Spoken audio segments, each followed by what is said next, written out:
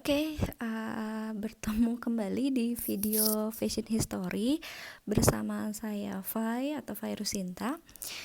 Video ini kebutuhannya untuk teman-teman di STDI atau Sekolah Tinggi Desain Indonesia, dan kita akan melanjutkan materi kita di abad ke-19 ya. Kemarin itu terakhir kita ketemu di satu kondisi politik yang tidak mengenakan adanya atau pecahnya revolusi Perancis abad 18 yang kemudian membuat situasi politik, sosial, ekonomi, budaya dan seterusnya jadi tidak menentu di wilayah Eropa ya. Kemudian pada akhirnya itu juga akan sangat berpengaruh pada apa yang dipakai atau perkembangan busana, perkembangan fashion di abad ke-19-nya. Di abad ke-19 ini hal yang paling berpengaruh setelah revolusi adalah di mana pemerintahan itu mengambil kontrol mental masyarakat sehingga terciptanya istilah common people. Jadi kalau sebelumnya banyak di beberapa kawasan Eropa itu selalu punya satu center pemerintahan yang monarki, yang sangat terfokus pada kepemimpinan raja atau bangsawan gitu ya. Nah, setelah tercetusnya revolusi Perancis, pada akhirnya politik itu berubah, yang tadinya monarki kemudian jadi lebih pro terhadap masyarakat, dan dari situlah suara-suara masyarakat pada akhirnya didengarkan dan menjadi satu hal yang cukup bisa berpengaruh terhadap kondisi politik di abad ke-18 atau yang kita sebut sebagai common people, orang-orang biasa atau masyarakat. Kemudian dari situ pemikiran baru juga muncul, melahirkan banyak faham yang utamanya adalah faham liberalisme atau sebuah kebebasan. Liberalisme ini tercetus pada banyak hal ya, tidak hanya di politik saja tapi juga di sosial, kemudian bahkan berpengaruh pada dunia seni dan juga desain. Pengaruh pemikiran liberalis mulai mempengaruhi kaum konservatif atau kaum yang kolot atau kuno, sehingga pada keseluruhan abad ini perjuangan common people membuahkan hasil pada pemikiran baru dalam seni dan pergerakan. Jadi banyak sekali pergerakan kebebasan yang terjadi di abad ke-19. Saya rasa ini juga yang membuka dunia baru untuk masuk ke abad ke-20 nantinya ya. Kita lihat akan ada banyak sekali kebebasan yang lahir di abad 20 yang kemudian itu akan mempengaruhi bagaimana manusia berpenampilan, terutama dalam perkembangan fashionnya. Di awal abad ke-19 itu mulai terbentuk organisasi politik, organisasi buruh.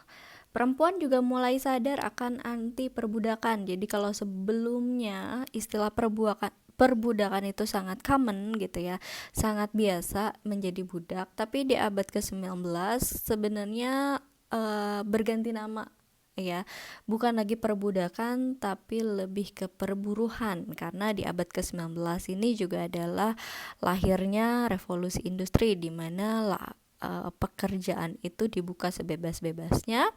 Worker atau buruh itu pada akhirnya menjadi satu organisasi yang cukup besar di abad ke-19 dan mempengaruhi banyak hal. Selain itu banyak terjadi konflik di beberapa negara Eropa karena rentetan dari revolusi Perancis kemarin gitu ya. Dan banyak pelaku politik itu diasingkan dan menjadi imigran di Amerika Serikat. Itu orang-orang inilah yang kemudian nanti akan membawa perubahan-perubahan baru di benua baru, yaitu benua Amerika. Amerika Serikat yang pada saat itu mulai memperbesar wilayahnya setelah Perang Meksiko merupakan lahan basah para imigran asal Eropa yang akhirnya menciptakan bisnis, menciptakan politik tersendiri di sana. Dan di abad 20 nanti kita akan lihat adanya peran penting dalam kehidupan di benua Amerika selain di benua Eropa. Kita masuk langsung pada pakaian periode awal abad ke-19 ya. Pakaian wanita pada awal abad ke-19 masih sangat dipengaruhi oleh gaya Romanesk atau gaya yang sederhana merespon dari revolusi Prancis yang pada akhirnya masyarakat itu tidak boleh berpenampilan mewah atau berlebihan seperti yang kemarin sudah dilakukan oleh Marie Antoinette dan pihak kerajaan Prancis kemarin. Itu juga yang pada akhirnya kan memicu kemarahan masyarakat ya, bahwa banyak sekali uang-uang masyarakat yang diselewengkan untuk berpenampilan para raja dan juga bangsawan, raja ratu, bangsawannya yang berlebihan gitu. Makanya setelah pecahnya revolusi Perancis, pakaian yang berlebihan itu pada akhirnya dilarang dan kembali ke kesederhanaan orang-orang Romawi yang basicnya adalah Yunani gitu ya, makanya disebut dengan Romanesk gitu. Beberapa juga menyebut periode ini adalah periode romantis atau romantik, di mana gaya-gayanya adalah gaya-gaya yang sederhana, feminin, dan cukup elegan ya. Seperti ini. Bisa diperhatikan nanti ya untuk di PPT-nya atau di PDF-nya yang akan saya kirimkan Google Drive-nya. Untuk laki-laki pun sebenarnya masih mengalami penyederhanaan, walaupun kita lihat mereka masih menggunakan make up karena bagian dari keseharian mereka. Kemudian potongan-potongan gaya Prancis itu masih tetap dipakai seperti legging, kemudian boots tinggi, kemudian jaket panjang gitu ya, blazer panjang itu masih dipakai. Dari tahun 1800 sampai sekitar 1815, gaya rambut pria sering menampilkan ikatan ekor kecil di bagian belakang, seperti sebelumnya masih ya. Mungkin sebagian peninggalan dari 1700-an atau abad ke-18, orang-orang profesional beberapanya masih memakai wig ya, seperti yang kemarin dipakai oleh profesional pada kerajaan Louis. Nah, seperti ini. Mereka pakai topi yang tinggi, top hat. Kemudian beberapanya masih menggunakan tongkat sebagai simbol kekuasaan laki-laki. Kemudian beberapanya juga masih menggunakan payung dan seterusnya untuk pegangan juga ya. Periode pertengahan abad ke-19 adalah puncak dari revolusi industri, di mana di sini banyak hal itu pada akhirnya bisa diproduksi dengan cepat gitu ya, dari hasil ditemukannya mesin-mesin. Jadi revolusi industri itu adalah satu fenomena di mana menjadi satu patokan perubahan yang tadinya tenaga, segala hal yang diciptakan oleh manusia itu berdasarkan tenaga alami seperti tenaga manusia atau tenaga hewan dan seterusnya. Pada revolusi industri, tenaga tersebut teralihkan menjadi tenaga mesin ya, karena ditemukannya mesin uap. Dari situ kemudian banyak sekali mesin-mesin yang tercipta. Nah, revolusi industri ini sangat-sangat mempengaruhi kehidupan ya, karena banyak hal yang kemudian akhirnya bisa dijangkau atau didapatkan dengan mudah dengan banyak produksi massal, munculnya banyak manufacturing atau pabrikan-pabrikan gitu ya. Nah, pada akhirnya ini juga mempengaruhi kondisi ekonomi, kondisi politik, bahkan kondisi sosial pada masyarakat di Eropa dan Amerika. Karena adanya revolusi industri juga, pada akhirnya dunia fashion itu dipertemukan dengan mesin jahit pertama yang dibuat oleh Elias Howe Jr. dipatenkan tahun 1846, dan penemuan mesin ini menyebabkan pakaian-pakaian yang dibuat secara handmade itu menjadi sangat kuno dan tidak diminati.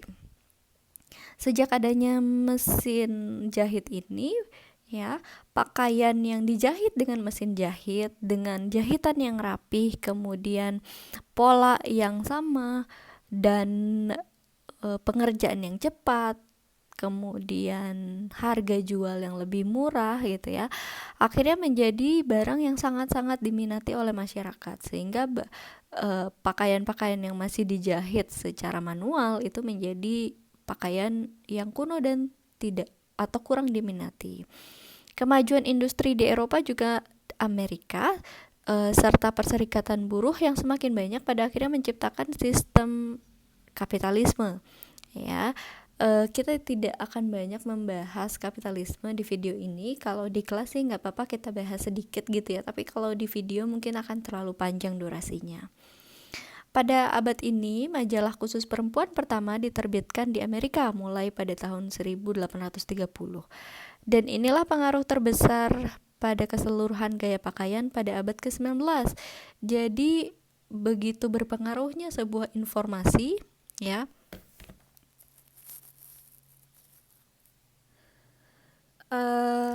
Informasi ini dengan adanya majalah pertama pada pada abad 19 gitu ya. Ini pada akhirnya mempercepat pertukaran informasi tentang apa yang sedang dipakai di Eropa maupun apa yang dipakai di Amerika. Sehingga apa yang sedang dipakai di Eropa bisa juga langsung terpakai di Amerika, dan begitu juga sebaliknya. Jadi pertukaran informasi ini kemudian sangat berpengaruh pada penyebaran tren, terutama tren fashion gitu ya. Ketertarikan Amerika Serikat terhadap gaya-gaya Eropa terbukti dengan masuknya beberapa majalah fashion Eropa ke Amerika yang mempengaruhi majalah-majalah di Amerika seperti Union Magazine, Patterson Magazine, dan Harper's Bazaar. Beberapa dari majalah ini masih sustain, masih ada sampai hari ini, dan masih menjadi favorit pada para pencinta fashion. Tapi tentu berbeda daripada majalah-majalah fashion zaman sekarang yang kebanyakan isinya mungkin tekstual, kemudian hasil fotografi. Kalau dulu itu lebih pada drawing, lukisan gitu yang memperlihatkan suasana masyarakat atau wanita-wanita, pria-pria yang saat itu terlihat fashionable tuh seperti apa sih. Kemudian tren rambut, tren gaun itu juga sebenarnya dibuat atau dicerminkan lewat lukisan atau gambaran seperti ini ya. Tidak terlalu banyak tekstual. Kemudian biasanya ada panduan dalam membuat gaun-gaun yang memang ada di dalam majalah tersebut, sehingga siapapun yang membeli majalah tersebut bisa menciptakan atau membuat gaya desain, membuat rancangan yang sama seperti yang digambar dengan panduan pola skala tertentu gitu ya. Pakaian pada periode pertengahan di abad ke-19 sebenarnya banyak sekali perkembangan karena melihat bahwa ekonomi sudah mulai meningkat dengan adanya revolusi industri, kehidupan sudah mulai membaik, orang-orang sudah mulai melupakan revolusi Perancis yang traumatik kemarin gitu ya. Kehidupan sudah mulai membaik dan mereka juga sudah mulai fokus kembali pada kehidupan mereka yang berbahagia gitu. Kemudian mereka juga mulai berdandan diri, mulai ada kebebasan kembali untuk mengekspresikan mereka dalam berpenampilan, tidak lagi terkukung pada aturan bahwa kalau berpenampilan itu harus sederhana ya. Jadi banyak sekali perubahan atau perkembangan yang terjadi pada pakaian di pertengahan abad ke-19. Nanti boleh dicek detail-detailnya ya. Biar bagaimanapun sebenarnya wanita itu suka sekali dengan gaun-gaun dengan rok yang lebar, karena itu merupakan satu bentuk keanggunan bagi mereka.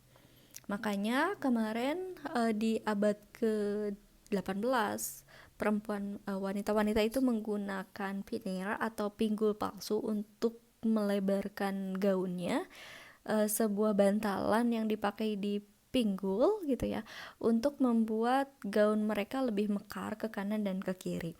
Nah, setelah revolusi Perancis itu tidak menjadi satu hal yang cukup berpengaruh di pertengahan abad ke-19, wanita itu mulai kembali mencari siluet gaun yang mengembang.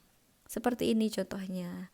Mereka menciptakan satu rangka yang digunakan di bawah gaunnya atau undergaunnya mereka yang kemudian disebut crinoline. Crinoline ini awalnya itu hanya sebatas bagaimana sih gaun itu bisa terlihat agak berisi ya, agak mengembang gitu. Nah, tadinya tuh cuman sebesar ini aja, tapi lama-kelamaan balik lagi karena wanita tuh suka pada akhirnya ya bereksplorasi dengan gaun-gaun yang besar. Akhirnya crinoline ini menjadi sangat besar seperti ini.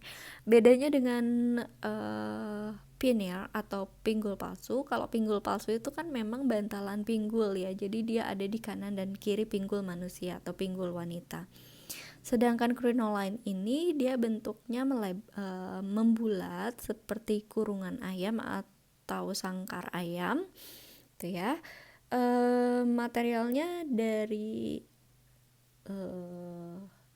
bambu atau dari semacam besi yang tipis dan juga masih fleksibel seperti ini.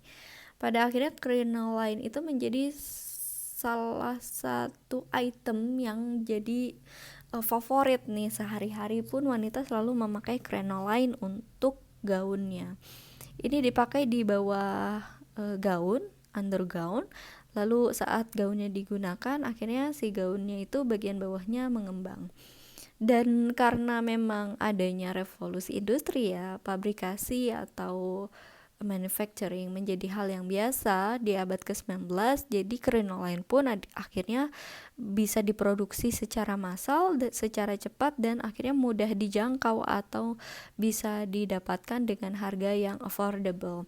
Nah, itu membuat pada akhirnya kalangan menengah bahkan kalangan agak bawah gitu ya masih bisa menggunakan crinoline ini. Jadi tidak hanya terpatok pada gaun-gaun wanita-wanita kelas atas, tapi karena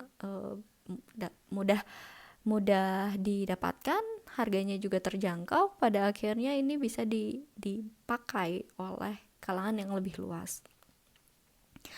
Crinoline jadi salah satu ikon abad ke-19 di dunia fashion, di mana gaun-gaun pada akhirnya kembali melebar lagi dengan dekorasi-dekorasi yang cantik.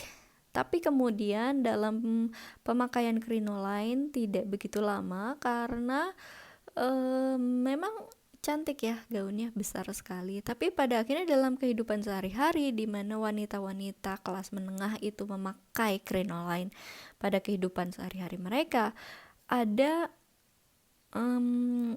accident atau kecelakaan yang memang diakibatkan oleh crinoline ini sendiri. Misalnya banyak sekali kasus kecelakaan kereta pada saat itu karena crinoline yang menyangkut seperti ini. Pada akhirnya crinoline dihentikan pemakaiannya karena dirasa terlalu berbahaya, karena banyak sekali korban yang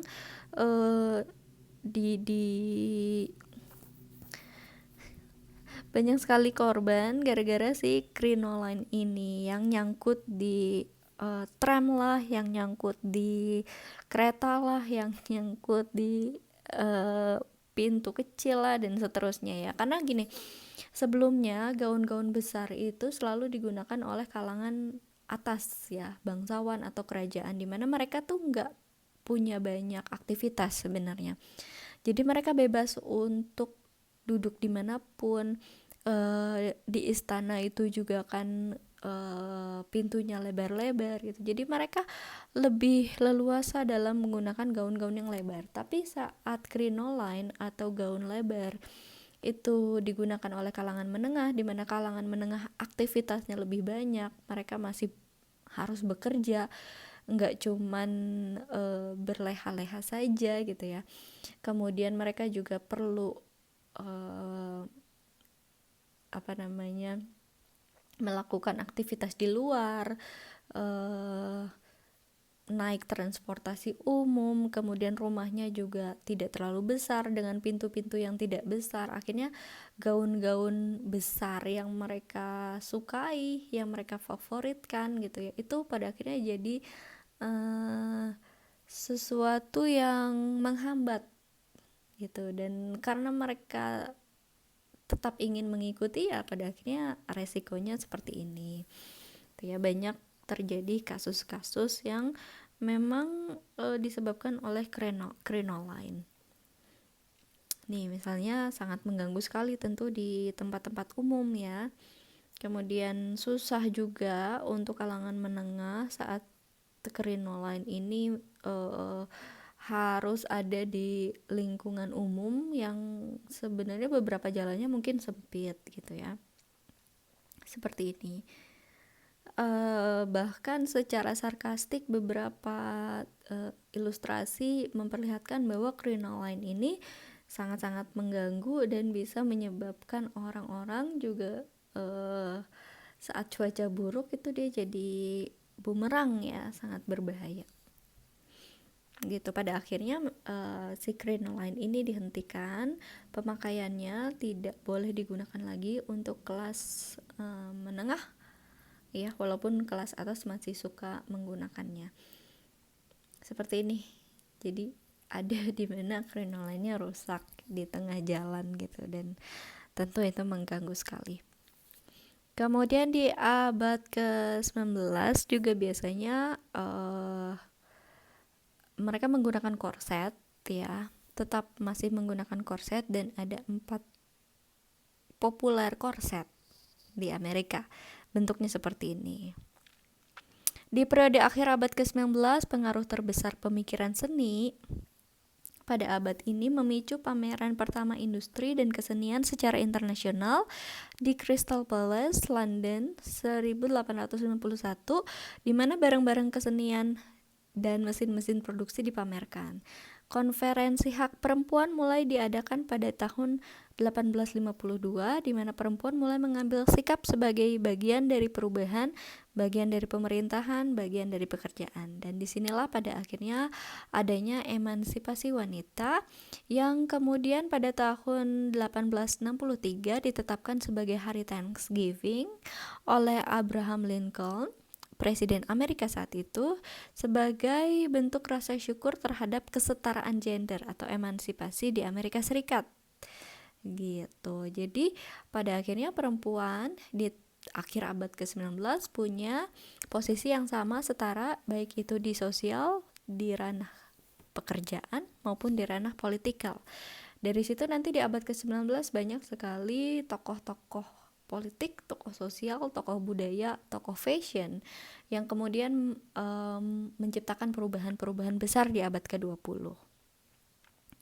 Pada periode ini posisi wanita menjadi sangat penting di Amerika Serikat. Terdapat dua organisasi yang mempunyai konsentrasi terhadap hak-hak perempuan yang lebih dikenal sebagai National Woman Suffrage. Perempuan mulai lebih memilih karir dibandingkan menikah dan berkeluarga. Olahraga menjadi gaya hidup dan kegiatan rekreasi menjadi tipe aktivitas yang diminati.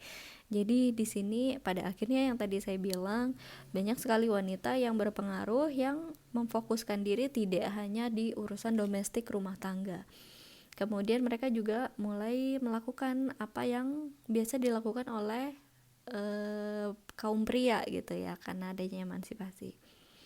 Kemudian di akhir abad ke-19 ada satu desainer namanya Charles Frederick Worth, seorang kelahiran London yang tiba di Paris dan membentuk satu-satunya toko saat itu yang menjual ready to wear coat yang disebut dengan Gaggelin, di mana dia merubah bisnis menjahit pakaian menjadi sebuah rumah mode. Jadi konsepnya yang tadinya cuma penjahit atau menjahit saja atau desainer saja, sekarang konsepnya menjadi rumah mode yang bisa dipamerkan. Jadi ada satu tempat showroom gitu ya, kemudian orang bisa datang dan ada gaun-gaun yang dipamerkan dan kualitasnya jauh lebih di atas ready to wear biasa yang diciptakan oleh pabrikan yang tadi industri ya, hasil dari revolusi industri di mana pakaian tuh senada, serupa karena polanya sama, mesinnya sama, kemudian menciptakan keseragaman dalam busana mereka.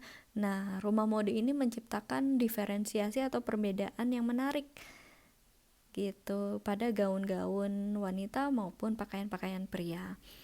Di sini pada akhirnya Charles Frederick Ward menciptakan haute couture atau satu